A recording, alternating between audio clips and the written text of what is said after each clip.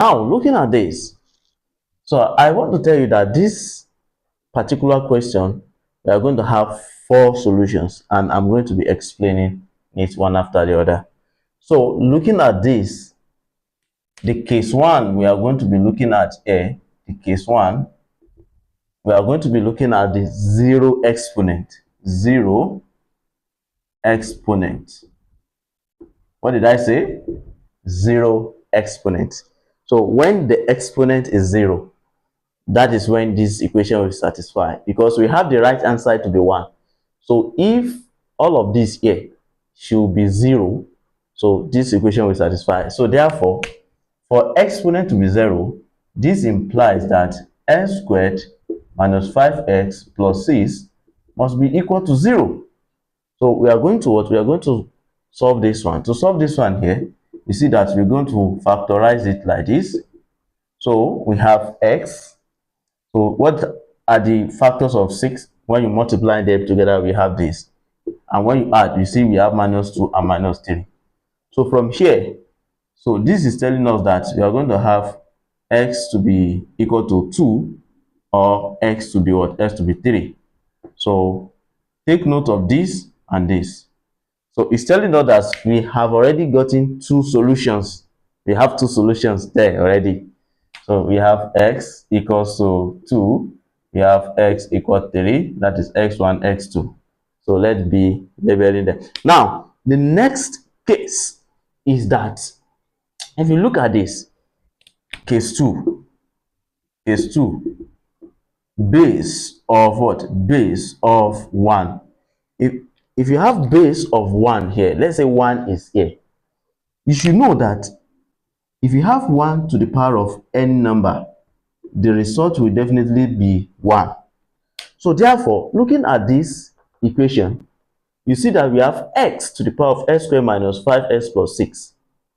Now, this x squared minus 5x is like our n. Anything you see on top, except anything you see on top, this will definitely give us what? Will definitely give us 1. So that is telling us that this x here, if you compare this one with this one, the x is going to be 1.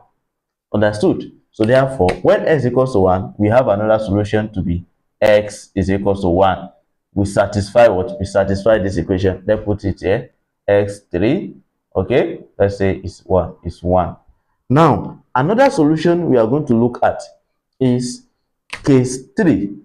Case 3. That is base of what? Of negative 1.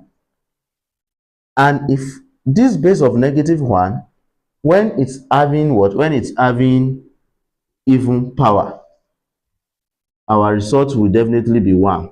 So that is what? That is the law we are going to look at. If you look at this now, so it means that if you choose x to be minus 1 raised to the power of even number, our result must be what? Must be 1. Now, if you look at that, that is should tell you that for the fact that we have x to the power of x squared minus 5x plus 6, okay, equal to what? Equal to 1. Are you getting it now? So it shows that if you can compare this with this one, this our power is definitely what? Is definitely even. Do you understand? If the power is now even, it means that x will be equal to what? Will be equal to minus 1. We satisfy this equation. But if you still want to confirm, so you can pick this one, that is when x is 1, so we have what? Minus 1 squared, okay, minus 5 times minus 1, okay, then plus 6. So you see that this is going to give us minus 1 to the power of what? 1 plus what? 1 plus 5. We have 6 plus 6. We're going to have 12. So minus 1 raised to the power of 12.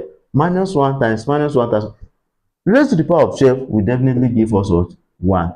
So which shows that x equals to minus 1 satisfy this equation. So we have this.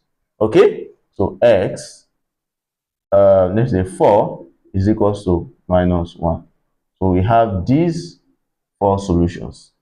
If you find this very, very interesting, please do not forget to share so others can learn from this. Bye-bye.